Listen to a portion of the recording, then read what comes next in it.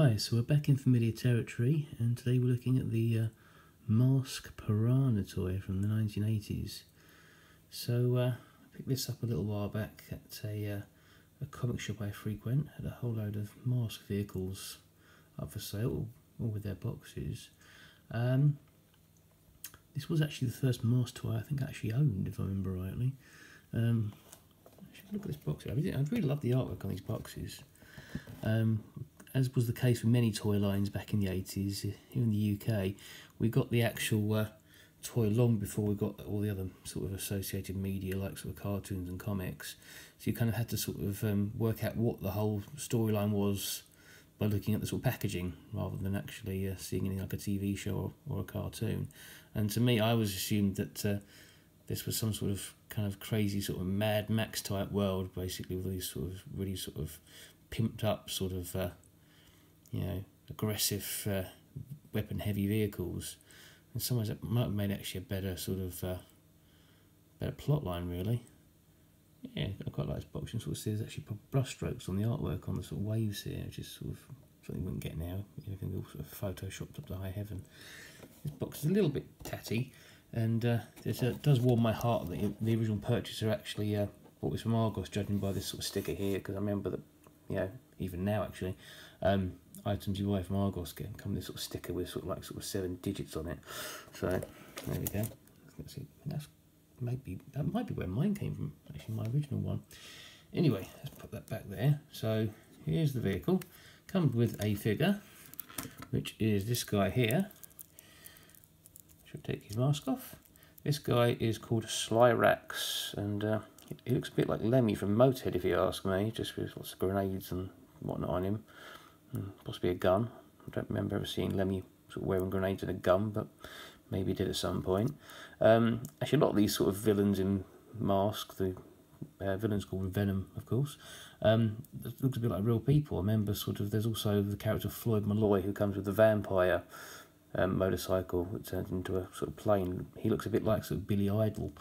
So they're quite a sort of a collection of sort of 80s sort of rock stars, sort of as the villains in the M.A.S.K series. Here's his mask. Some slight paint rubbing on it, but not too much.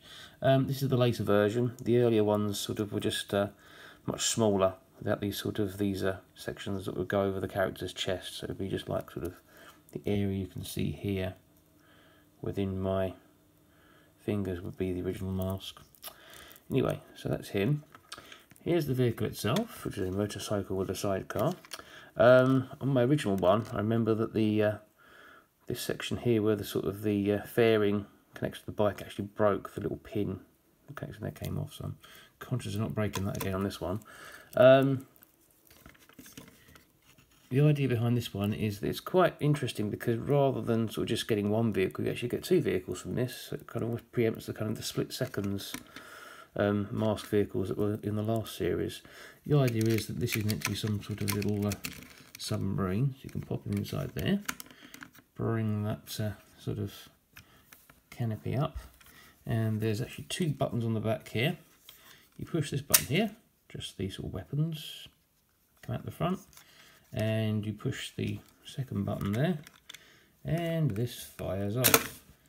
Actually fires off quite a distance, that. And you then end up with this sort of small vehicle, which they claim is a submarine. I'm sure that many kids, like me in the 80s, would actually use this as some kind of little spacecraft or flying vehicle, because it had wings on it. And let's face it, it's not really practical really for use in the bath, really, is it? It doesn't float according to the actual packaging here. There you go, see? Product does not float, I think it says there, in various languages. And the plus side to this is try to speak some English again.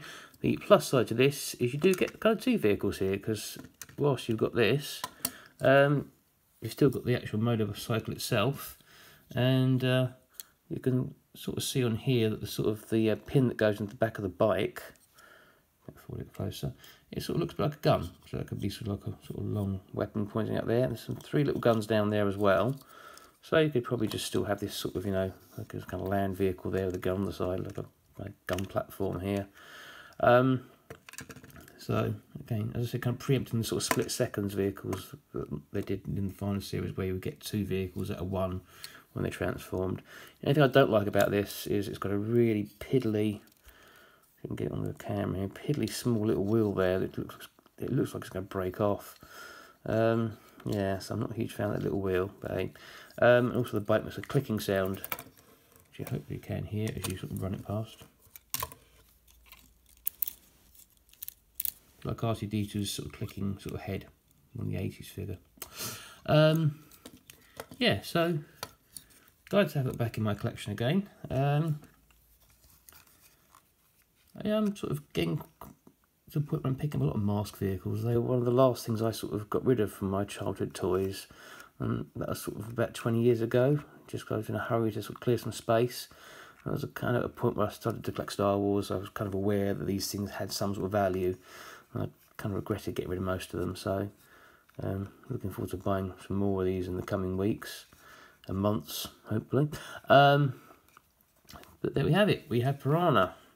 For the first of many M.A.S.K vehicles that I will be showing to you over the coming weeks in this little channel of ours. Okay, thanks for watching.